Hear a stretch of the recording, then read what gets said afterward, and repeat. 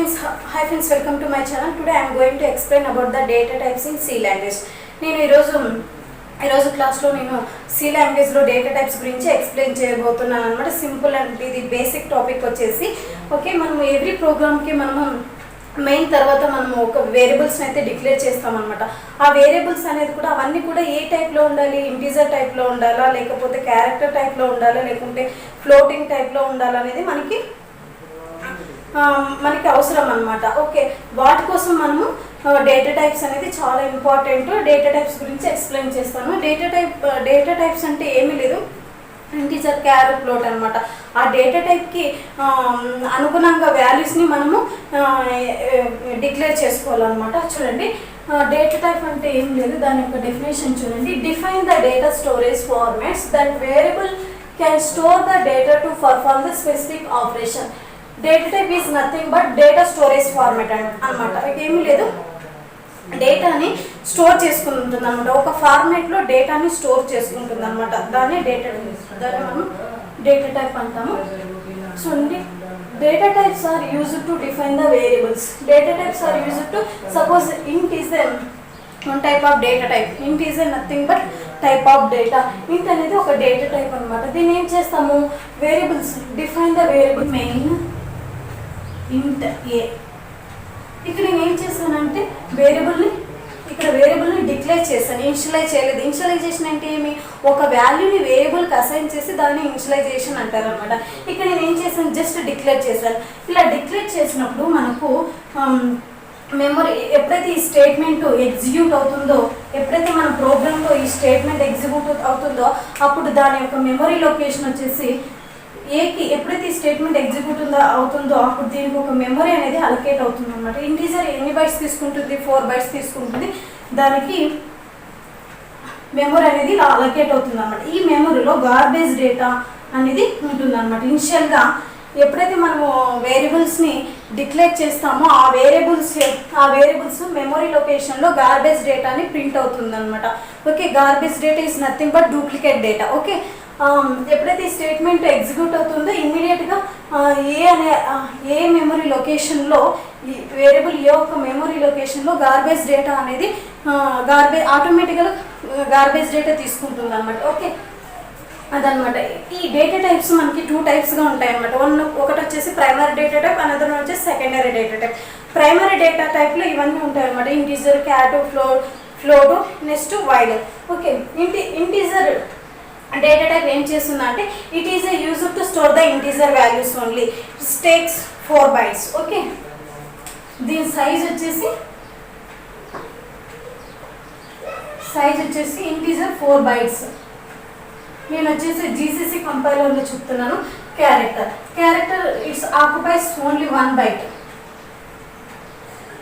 And float takes 4 bytes. Next void is nothing but does not return any values. ఇక్కడ చూడండి. Okay, integer అనేది one type of data. Integer is nothing but type of data.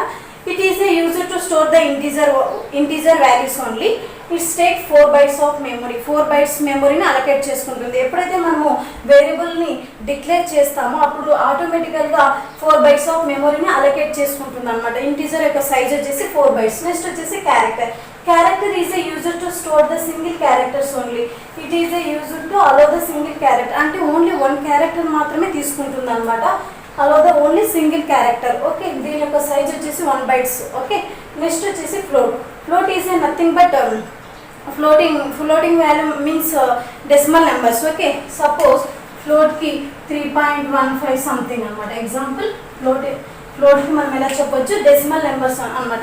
It is used to decimal numbers with single precision అనమాట. ఫ్లోట్కి వచ్చేసి with single precision. Next వచ్చేసి double కూడా ఉంది మనకి. డబుల్ వచ్చేసి 8 బైట్స్ డబుల్ యొక్క సైజ్ వచ్చేసి 8 బైట్స్. దానికి వచ్చేసి డబుల్ ప్రిసిషన్ అనమాట. ఓకే,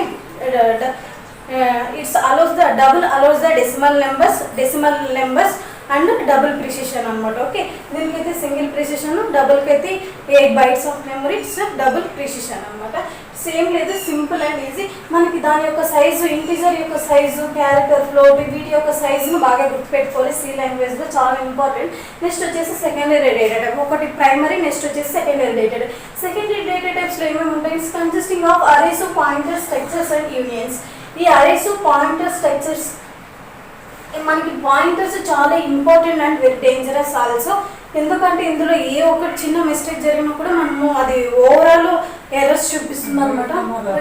ఇవి బాగా కాన్సన్ట్రేట్ చేయాలా. ఫస్ట్ ఇవన్నీ ఎక్స్ప్లెయిన్ చేసిన తర్వాత నేను ఇవి చెప్తాను.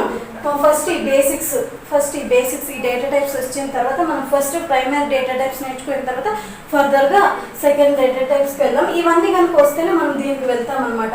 మనకి ఇంటీజర్, క్యాట్, ఫ్లోట్, వైడ్, ఇందులో ఏమి ఎంత బైట్స్ మెమరీ, దీని యొక్క సైజెస్, రేంజెస్ కూడా ఇంపార్టెంట్ అనమాట. మనము స్మాల్ ఇంటర్వ్యూ క్వశ్చన్స్ ఉంటాయి కదండి, అవుట్పుట్ ఫైండ్ అవుట్ చేసే క్వశ్చన్స్. వాటిలో మనకి చిన్న క్వశ్చన్స్ ఇస్తారనమాట. What is the size of integer, size of character, size of float, size of wide, వీటి యొక్క డేటా టైప్స్ యొక్క సైజెస్ని అడుగుతారా. అప్పుడు దాని సైజెస్, రిలేటెడ్ సైజెస్ మనం చెప్పుకోవాలన్నమాట. నెక్స్ట్ రేంజెస్ కూడా ఇంపార్టెంట్. రేంజెస్ని బేస్ చేసుకుని మనం అవుట్పుట్ని ఎలా ఫైండ్ అవుట్ చేయాలో తర్వాత చెప్తాను. ఫ్రెండ్స్, నేను ఇప్పుడు ఓన్లీ ఇంటీజర్ యొక్క సైజెస్, రేంజెస్ ఎక్స్ప్లెయిన్ చేస్తాను.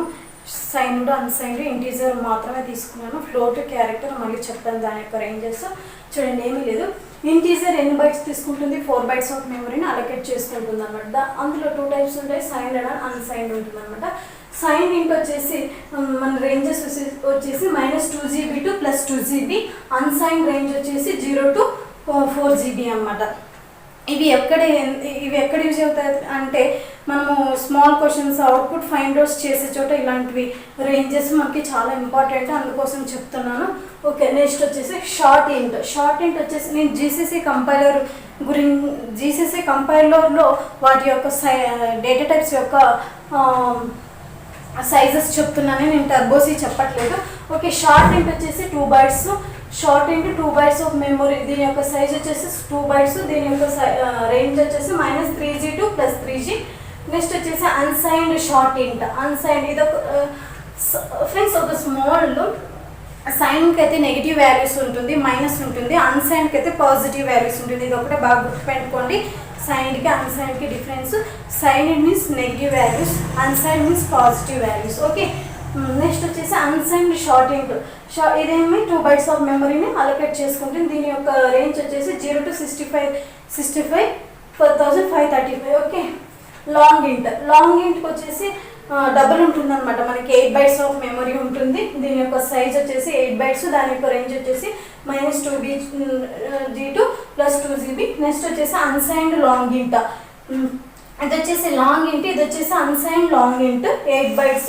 దీని యొక్క మనం సింపుల్గా ఇక్కడ ఏం పెట్టలేదానికి it is treated as signed. Okay, మనం ఇక్కడ బిఫోర్ డేటా టైప్స్కి ముందు ఏమి కనుక మెన్షన్ చేయకపోతే అది మనము డిఫాల్ట్గా సైన్డ్ లాంగ్ ఇంట్గా తీసుకోవాలన్నమాట. It is default treated as sign. Okay, long int 8 bytes తీసుకుంటుంది. అన్సైన్ లాంగ్ ఇంట్, ఇక్కడ సైన్ పెట్టలేదు, ఇక్కడ అన్సైన్ పెట్టాను. అన్సైన్ అంటే ఏంటి? పాజిటివ్ వస్తుంది అనమాట. రేంజ్ వచ్చేసి పాజిటివ్ వస్తుంది. ఓకే, అన్సైన్ లాంగ్ ఇంట్, it's will take 4 bytes of this. ఈ సైజ్ వచ్చేసి 8 bytes. It will take range from 0 to 4 GB. ఈ రేంజెస్ అనేది చాలా ఇంపార్టెంట్. సైజెస్ అయితే ఈజీగా గుర్తుపెట్టుకోవచ్చు, కాకపోతే రేంజెస్ కొంచెం మనకి కన్ఫ్యూజన్గా ఉంటుంది, కాకపోతే వీటిని బై హ్యాట్ చేయాలి. ఓకే, నా ఛానల్ కనుక మీకు నచ్చినట్లయితే ప్లీజ్ లైక్ చేయండి, నచ్చని వాళ్ళు డిస్లైక్ చేయండి. ఓకే, ఎవరికైనా సి లాంగ్వేజ్ ఫ్రెషర్కి అయితే సి లాంగ్వేజ్ చాలా ఇంపార్టెంట్. ఎవరైనా సి లాంగ్వేజ్ నేర్చుకోవాలనుకుంటే నా క్లాసెస్ని ఫాలో అవ్వండి. నేను బేసిక్స్ నుంచి చెప్తున్నాను, ఇంకా బేసిక్స్ స్టార్ట్ చేశాను. ముందు క్లాసులు కావాలంటే నేను డిస్క్రిప్షన్ బాక్స్లో లింక్ అయితే ఇస్తాను. Friends, please subscribe my channel and share with your friends and family members. మీరు నా ఛానల్ని సబ్స్క్రైబ్ చేసుకోండి, తర్వాత బెల్ ఐకాన్ కూడా ఉంటుంది, అక్కడ క్లిక్ చేసుకోండి. నేను చేసే ప్రతి వీడియో మీకు నోటిఫికేషన్ రూపంలో వస్తుంది. Okay, don't forget to subscribe my channel. Okay, thank you for watching.